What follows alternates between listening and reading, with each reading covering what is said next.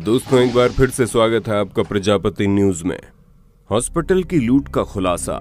देखिए कैसे डॉक्टर लोग कोरोना मरीजों की किडनी निकालकर लाखों करोड़ों रुपए कमा रहे हैं। एक गरीब इंसान जो बहुत ही गरीब है, उसे तो हॉस्पिटल में ऑक्सीजन भी नहीं मिलता।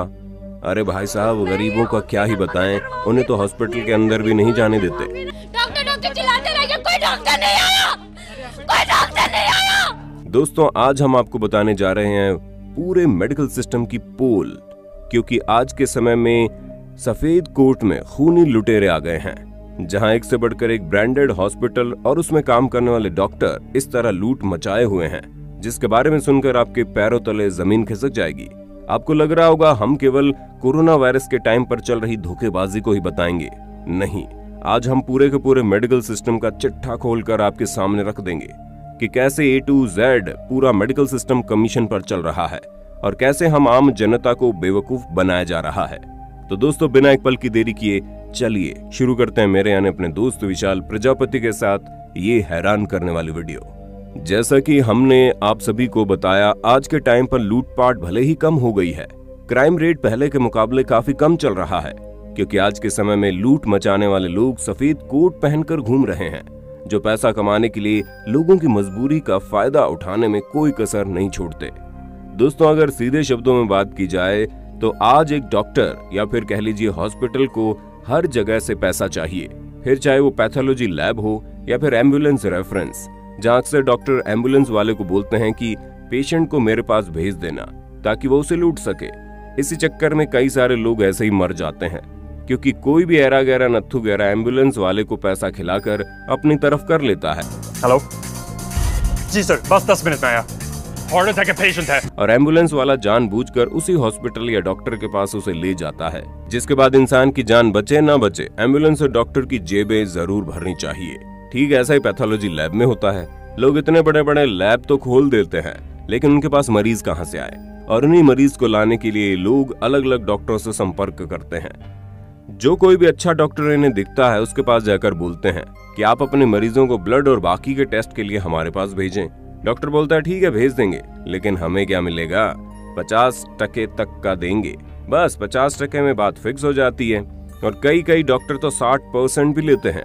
और ये 50 से 60% हम किसी ऐसी वैसी चीज को नहीं, बल्कि ब्लड टेस्ट वगैरह की जांच के बारे में बता रहे हैं, जिसे डॉक्टर फर्जी में लिख देते हैं और अपनी सेटिंग की हुई पैथोलॉजी लैब में भेज देते हैं, क्योंकि डॉक्टर और लैब दोनों को पता है कि मरीज को ये बीमारी नहीं है। इसलिए उसके खून का सैंपल लेकर फेंक दिया जाता है और फिर बता दिया जाता है कि मरीज नेगेटिव है, यानी कि जिस चीज का ब्लड टेस्ट हुआ है वो उसे है ही नहीं। अब आप खुद ही सोचिए, आपके पास ऐसा कितनी बार हुआ होगा। तो दोस्तों, ये और कुछ नहीं बल्कि आपके साथ हुई धोखाधड़ी है। आगे बढ़ने से पहले अगर आप हमारे चैनल पर नए हैं तो प्लीज सब्सक्राइब करके घंटा हिलाना मत भूलना।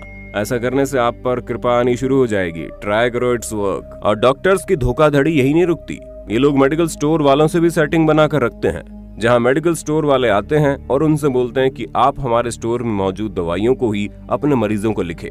डॉक्टर यही करता है, तभी तो जब डॉक्टर कोई दवाई लिखता है तो वो दवाई उसके बताए हुए मेडिकल स्टोर के अलावा और कहीं मिलती नहीं है। ऐसा इसलिए होता है क्योंकि जो मेडिकल स्टोर वाला है वो डॉक्टर को उसके पास मरीज भेजने का कमीशन देता है, और जो दवाइयां डॉक्टर लिखता है उन दवाई वाली कंपनियां डॉक्टर को दवाई प्रिस्क्राइब करने का कमीशन देती है।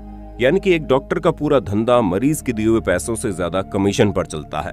और आप एक चीज सोच लीजिए, जब डॉक्टर को हर तरह से इसका कमीशन मिलता है तो बाकी लोग कितना ज्यादा प्रॉफिट उठाते होंगे, और इन सभी प्रॉफिट का हर्जाना आपको अपनी जेब से देना पड़ता है। तभी तो जो दवाई 10 रुपए में मिलनी चाहिए वो इन सब का कमीशन मिलाकर 100 रुपए की हो जाती है। दोस्तों, पहले हमारे देश में केवल 8% ऑपरेशन से बच्चे होते थे, वो भी केवल तब जब महिलाओं की सिचुएशन बहुत ही ज्यादा सीरियस हो जाती थी। लेकिन अब तो ये हाल हो गया है कि जिसको देखो उसी का बच्चा ऑपरेशन से हुए जा रहा है। और ये इसलिए होता है क्योंकि अगर नॉर्मल डिलीवरी करवाई गई तो खर्चा कम आता है, लेकिन एक बार शरीर में चीरा लगा तो आराम से 25 से 50 हजार का चूना लग गया, जिसमें हॉस्पिटल वालों का ही फायदा है। और ये तो नॉर्मल टाइम का हाल है। आज तो हालात और ज्यादा बिगड़ चुके हैं, जहां हर जगह धोखेबाजी और ठगी देखने को मिल रही है।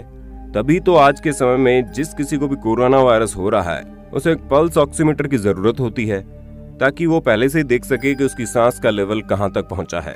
ऐसे में जो पल्स ऑक्सीमीटर पहले 800 से 1000 रुपए में मिल जाता था, वही आज 3000 में बेचा जा रहा है। दोस्तों, रेमडेसिविर इंजेक्शन की वास्तविक कीमत 899 से 5400 रुपए है, लेकिन कालाबाजारी करके कुछ लोग अब इसकी एक वाइल 40,000 में भी बेच रहे हैं। दोस्तों, बुखार के दौरान दी जाने वाली दवाई पैरासिटामोल अचानक बाजारों से गायब हो गई।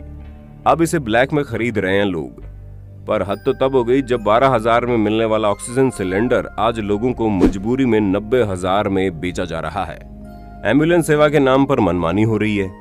दिल्ली में सिर्फ 2 किलोमीटर दूर जाने के लिए एक मरीज को 8,500 रुपए देने पड़े। अब आप खुद ही सोचिए, हमारे ही अपने देश के लोग हैं।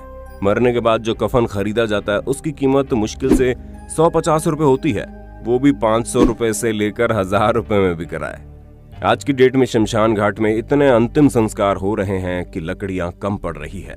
पर कुछ ऐसे भी लोग हैं जो इसका भी फायदा उठाने से बाज नहीं आ रहे और लकड़ियों के दाम बढ़ चुके हैं। यानी कि हर तरफ सिर्फ और सिर्फ काला बाजारी चल रही है। किसी को भी इस बात से मतलब नहीं है कि सामने वाले की स्थिति क्या है। इंसान को केवल अंतिम संस्कार करवाने में ही 20,000 से ज्यादा का खर्चा आ रहा है। और ये सब कुछ सिर्फ एक जगह का काम नहीं है, बल्कि पूरे देश में यही चीज चल रही है। जहां एक तरफ देश महामारी से जूझ रहा है, हर रोज उसके अपनों के मरने की खबर आ रही है, तो वहीं दूसरी तरफ लोग अपनी जेब भरने में लगे हैं। अब न जाने कब हमारे देश के लोगों में इंसानियत आएगी और कब हमारे देश का स्वस्थ भविष्य बनेगा। बाकी आपका इस पर क्या कहना है हमें कमेंट में बताइए, और इसी तरह के इंटरेस्टिंग वीडियोस को लगातार देखते रहने के लिए हमारे चैनल प्रजापति न्यूज को लाइक शेयर सब्सक्राइब करना बिल्कुल ना भूलें। और हाँ, हम फिर मिलेंगे नई वीडियो में, तब तक के लिए जय हिंद जय भारत। दोस्तों, आपकी स्क्रीन पे 2 और वीडियोस दिख रही हैं, जिसे देखने के लिए आप इस स्क्रीन पर क्लिक करें। दोनों देखिएगा, बहुत अच्छी वीडियो बनी है।